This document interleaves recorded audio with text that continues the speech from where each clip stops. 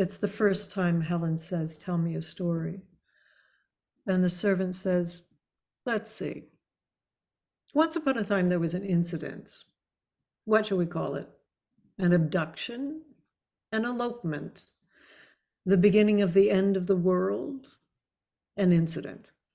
And 46 household servants, staff, secretaries, and security personnel flooded the local police station. Quite a scene. And every one of them had a story to tell. One maid clutched a ring, she said, had been pressed into her hand by the lady of the house as she'd been dragged weeping down the hallway. "Tell my husband I love him," the lady had gasped through her sobs, "and tell him he must find me." Touching. Yet the gardener said he'd heard the lady and the visiting gentleman giggling together in the gazebo where they'd camped out like children with a blanket and graham crackers stolen from the scullery. In the spill of the light from the full moon, he could see them slapping each other's naked buttocks and playing sordid games with their flashlights. On the other hand, a secretary said that she'd seen her mistress, mink coat shrugged over her like negligee, run silently across the library to throw open the French doors. The smell of freshly cut grass flooded in as she ran barefoot down the long lawn that ended at the harbor in a waiting ship. There were as many stories as there were people to tell them, each one patiently taken down by nodding, tired men. The night wore on. Then the real fun began, because then the detective sketch artists were brought in to do their work. 46 remarkably similar renderings of an abductor were brought forth, but when it came to the abductee, well, there was no consensus on any single detail, from the color of the eyes to the length or even color of the hair. The sketch artists were wild with frustration. They'd never done such insipid work. None of the pictures satisfied them. They grew pettish, ripping up their sketches and stalking out to the water cooler, such that the witnesses themselves could be seen in the hallways murmuring encouragement, coaxing them to go back in and try again. Face after face they drew, but each was strangely disappointing. Just one more vapid beauty. Each one lovely, to be sure, but hardly unique, hardly, well, what was it one expected of that phase? Something no one had yet found a way of describing. The police chief finally calls it a night and sends everyone home. He rubs his aching eyes and yawns. He walks between the desks, each one stacked high with conflicting narratives. All he can hear is the sound of the sketch artists. They refuse to go home. In the breaking dawn, he listens to the swoop of the pencils, the slough of the erasers, the low cursing, the quiet agony as they work and rework portrait after portrait, not one of which will ever satisfy them.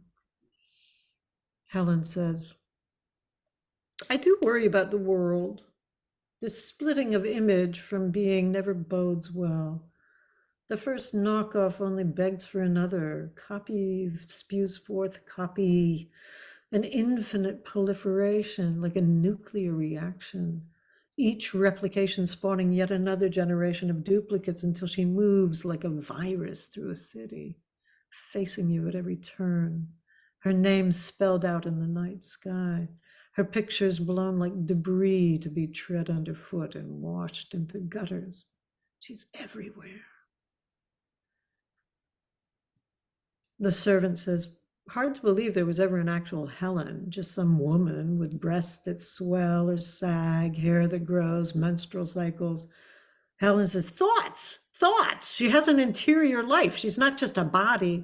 The servant continues, "Someone who belongs to herself and not to the world. See, there's this image of Helen, and that does not belong to her. It's ours. She's part of us, like our dreams, that Helen. Something we see on the back of our closed eyelids when someone says, for instance, the most beautiful woman in the world.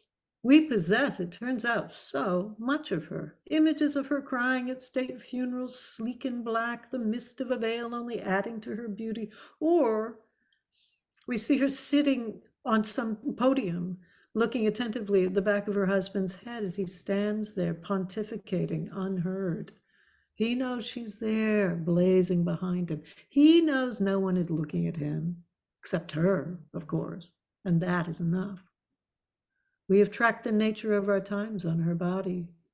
Eras of greed are displayed for us in her cycles of embarrassing weight gain, her mortifying battle with her demons. We pored over the least flattering shots, those furtive, ungainly escapes into limousines, her skirt rucked up over her thick haunches. Or there were the times she starved herself like a saint for us, when her dresses hung limp on her and her eyes sunk like bright stones in her bony face. Then we clucked our disapproval and shook our heads, feeling something we couldn't name. Was it pity? No, just revulsion, really. I mean, look at her. She never knew when to stop. Thank goodness, because still we hungered for her. Image after image, we couldn't get enough. We made her sleep with the lights on, her window shades up so that we could press our noses against the window pane and watch her dreams slide over her face.